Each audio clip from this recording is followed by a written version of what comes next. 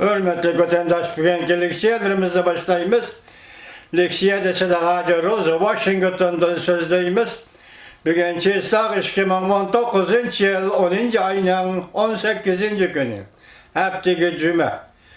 Bana yollagan salamınızga rahmet mermer efendi. Allah sizge yar bolsun. Allah Uygur milletiga yar bolsun efendi. Bugünkü vaziyet bir kelime sözlesek, bu vaziyet nime? Bunu 15. günden başlayalım. 15. günü Amerika Koşmuş Ştatlarının Devlet Meclisi Avam Palatası'da Şangan Kişilik Hukuk ve Demokratiya Kanun Layihası makullandı.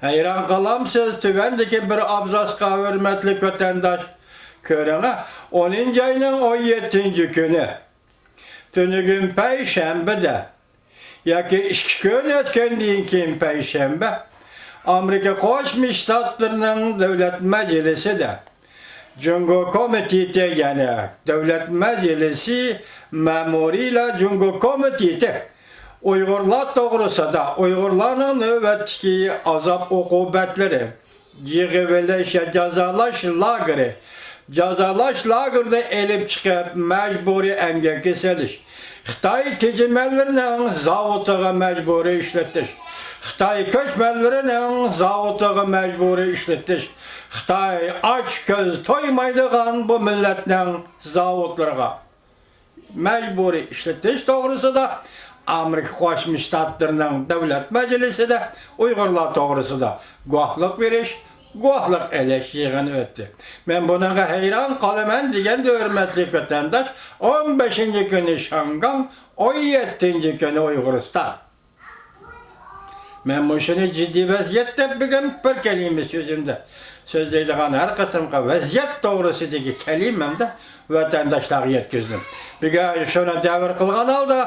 Vatandaşlar leksiya sözleyimiz.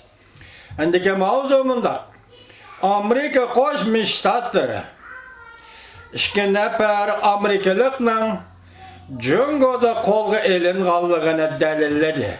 Mavzuda haber 10. ayının 17. günü Fransiya Halkara Radyo Stansiyası'ndan Xitay Tel programımız ilan kılındı haber. Mındak başlar.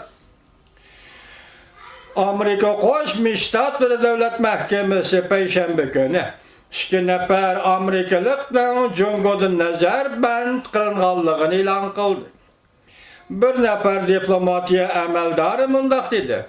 Biz 2 nefer Amerikalıkla Cungo'nun Jansu ülkesinde kolga elinganlığından haber taptık. Cungo'nun bayanatçısı Gen Shuang mındak görsetti. Bu 2 nefer Amerikalı kişilerini çegiradın kaçışka teşkilligen dep ayıplandı.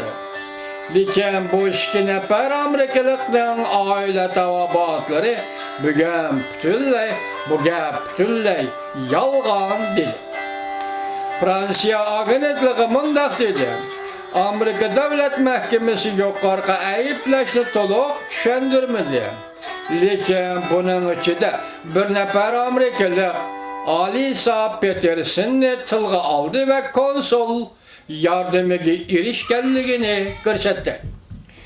Peterson, Cungo'nun opoksuzluk ideydiğen bir şirketin mesulü.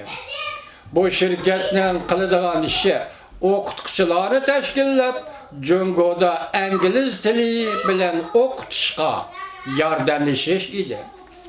Bu şirket 10. ayının 13. günü Facebook'ta bayanat ilan kılıp mındak görsetti. Şirketin rehberi Peterson ve bu şirketteki barlık kişiler cümleden Jacob Harlan nazarband kılınğılı 13 gün oldu. Ular davamlıq nazarband kılınışı bir neçe ay hatta bir neçe yıl nazarband kılınışı mümkün. Cungo'nun opoksuzluğu mındak görsetti. Ular yalgan, saxta ayıplaşka uçurdu. Bu 2 nefer kişinin aile tavabatları ulanı kollaydıgan torbeti açtı. Bir Cungo'nun opoksuzluğu bu Cungo'nun kurgan şirket ismi emezdi mi? Amerikalıklar kurgan şirket ismi. Ulanı kollaydıgan torbeti açtı. Peterson'u kollaydigan tor betida mundaq deyildi. 9 ayının 27 günü Peterson nazarband qilindi ve başkaları çığıradan kaçışkı yardım kıldı deb ayıplandı. Lekin bu yalgan edi. 8 yıldan beri Peterson Cungo'ya kirip çıkıp geldi. Hiç kandak meselesi yok. Hazır o Jansu ülkesi Jinjiang şehirde türmege qamaldı. Jakob halen kollaydigan tor beti mundaq dedi. 5 balının dadısı halen 9 ayının 28 günü Jungo'nun Shandong ülkesi Winchang degan yerde kolga elindi. O kolga elinganda onun 8 yaşlı kızı yenidi idi. Onun kızı kiyen Amerika'ga aeroplanda yolga selip koyuldu. Fransiya agentligi mundaq ko'rsatdi. Jinjiang saqchi idorasi halenni kolga ilish to'g'risida hech qanday tushuncha bermadi.